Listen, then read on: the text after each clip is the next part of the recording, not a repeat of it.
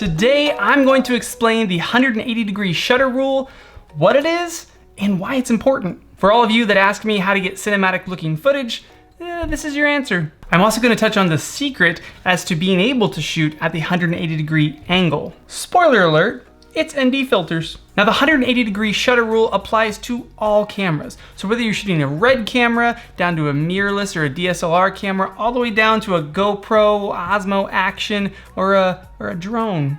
Even your cell phone, your iPhone, you can go into certain apps and you can actually adjust your shutter speed and make it look more cinematic. Real quick, if this video is helpful for you guys at all, hit the like button. It helps a ton on this channel. Comment below, I love chatting with you guys, and subscribe because, yeah, you should. First up, what is the 180-degree shutter rule? In its most basic form, the 180-degree shutter rule says that your shutter speed should be double your frame rate, or technically 1 over double your frame rate. From my frame rate video, you'll remember that common frame rates are 24 frames per second, 30 frames per second, 60 frames per second, 120 frames per second, and 240 frames per second. So in theory, for 24 frames per second footage, you always want to be shooting at 1/48th of a second as your shutter speed. At 30 frames per second, you want to be at 1/60th shutter speed. At 60 frames per second, you want to be at 1/20th shutter speed. At 120 frames per second, you want to be at 1/240th shutter speed. And at 240 frames per second, you want to be at 1/480th shutter speed. Now right away, you might be saying, hey, my camera doesn't have those shutter speeds. And you're totally right. So get as close to those shutter speeds as possible. Your camera probably has these shutter speeds. So just use those because they're close enough. A quick side note, if aperture, ISO, and shutter speed are totally new concepts to you, go check out my video on those 3 things. I talk about it within photography, but video is just a bunch of photos put together to make it look like motion, so all 3 of those concepts apply here as well. Yeah, go learn that first. In general, you should learn that first. Okay, back to the 180-degree shutter rule. You might be asking, why does doubling the frame rate to create the shutter speed even matter? Well, the relationship between shutter speed and frame rate is what creates the motion blur in your footage. See, in real life, things are a little blurry. Like in my frame rate video, wave your hand in front of your face and look at it. Is it blurry? Now let's marry photography and videography together for a moment. If you're familiar with photography, you'll know that 1/50th of a second is pretty slow to shoot a photo at. Like if anything at all is moving in your image, you probably don't want to be at 1/50th of a second, otherwise it's gonna look a little blurry. Check out this photo I took of the fountain by my house at 1/50th of a second. You'll see the water has kind of a natural blur to it. On the other end of the spectrum, if things are moving quickly in your shot and you shoot it at 1/1000th of a second, almost always, depending on how fast the thing is moving, you're gonna freeze that thing in time. So if someone's jumping through the air, at 1/1000th of a second, they're gonna be frozen. In this shot, at 1/1000th of a second, the water is totally frozen in place. And again, videography is just a bunch of photos played back to you quickly. For instance, in this case right now, you're watching this video at 24 frames per second. So for every second, you are seeing 24 individual images. They're just being played so quickly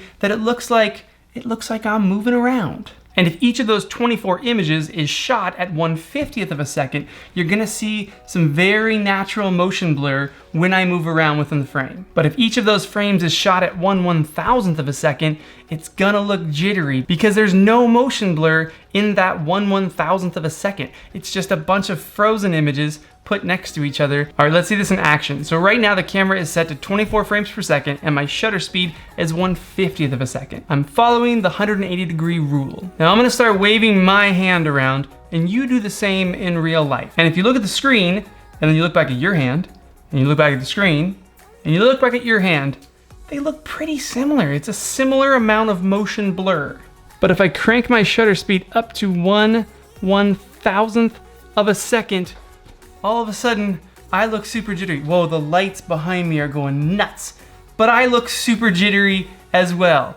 Any sort of motion, again, look at my hand waving and look at your hand waving in real life and see they are very different. There's almost no motion blur on my hand. It just looks very jittery. Oh my God, I gotta turn this off. Ugh.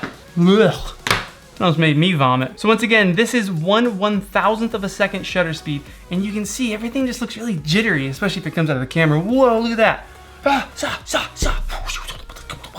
So if you're filming some ninja fight scene, it kind of looks cool. Like Bourne Identity, they obviously use a little bit higher shutter speed, not 1/1000th, but a bit higher to create kind of this like jittery motion. So it has a feel to it. But again, if you're looking for that cinematic vibe that everyone likes, go back down to 1/50th and look at that. Oh yeah. Oh, it's so smooth. Look how smooth it is. Mainly, it just looks like what your eye normally sees in real life, which is why it's so pleasing, which is why we're attracted to it. And when you watch a movie, you don't see the video, you see the story and you see the characters and you see what's going on in the movie. And why sometimes when you're watching something like Bourne Identity, you go, whoa, this is like hurting my head right now. Because you see the camera work. You see that it's like, all this stuff is happening and you're just like, wow.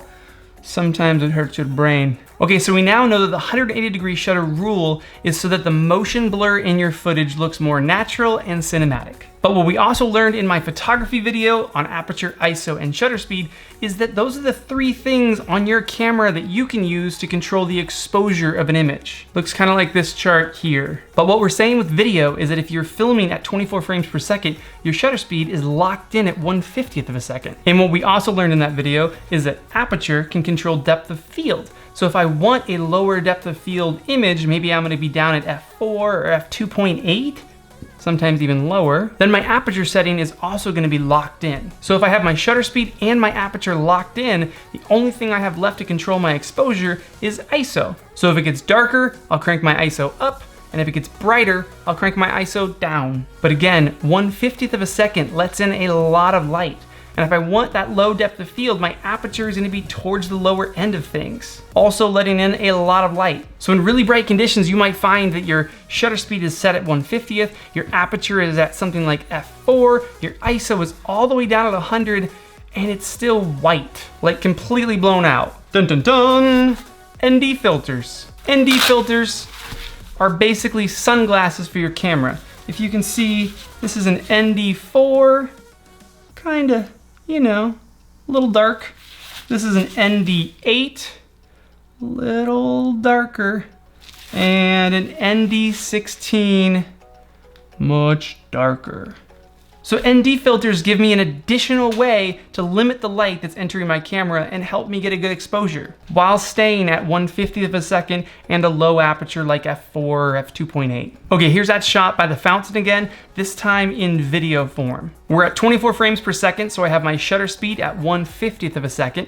My aperture is set at f4, my ISO is all the way down at 100, and it's very bright, too bright. Here's what it looks like when I put an ND4 filter in front of my lens. Here's what it looks like when I put an ND8 filter in front of my lens. And here's what it looks like when I put an ND16 filter in front of my lens. So basically, as the ND number goes up, they get progressively darker. Because in bright sunlight, that ND16 filter looks the best, I almost always put that on outdoors, and then sometimes when I walk into like a shaded area or something like that, I'll just have my ISO set to automatic, and it'll just kind of run up for me into 800, 1600. I don't mind at all. And then when I walk back out into a brighter area, it's able to readjust, no problem, and stay at that f4 that I like. With ND filters, we have a 4th way to control our exposure. Again, with video, your shutter speed is dependent on the frames per second you're shooting. So if I'm shooting 24 frames a second, I'm gonna put my shutter at 1/50th of a second, and I'm not gonna ever touch it. I'm gonna set my aperture to the depth of field that I want, then use my ISO to adjust my brightness or darkness. And then lastly, if my image is just still too bright, I bring in ND filters to do the rest. I will leave a link in the description below on the ND filters that I use. They're pretty much all PolarPro's. PolarPro's amazing ND filters. And guys, that's it. That is the 180-degree shutter rule, as simple and easy as I could break it down to. That's all the stuff that you need to know. You can totally dive in more, learn about the complexities of old film cameras and why that worked with the shutter and how it spun and things like that as the film moved through the camera. But as far as getting out there, using your camera and getting great cinematic footage, that's about all you need to know. Again, if that helps you at all, hit that like button, comment below, let me know that it helps you. Maybe you already knew this stuff, maybe you didn't know it. Let me know below. Also, subscribe, because it helps a whole bunch on this channel so that I can partner with cooler brands and they can send me things like these PolarPro ND filters, which I'm gonna do a full review on these two filter sets and why they're so dope. That's coming up, so do the YouTubery below and subscribe. Oh, and ring the bell, and then you get a notification for when this video is ready. A huge thanks to everyone that has subscribed, because this channel just crossed 20,000 subscribers, and there's something very exciting coming up to celebrate the 20,000 subscriber mark. What else did I have to say about ND filters? They're basically sunglasses. I could have just summed up this whole video by saying that ND filters are sunglasses for your camera. Ha! Done. 10-second video.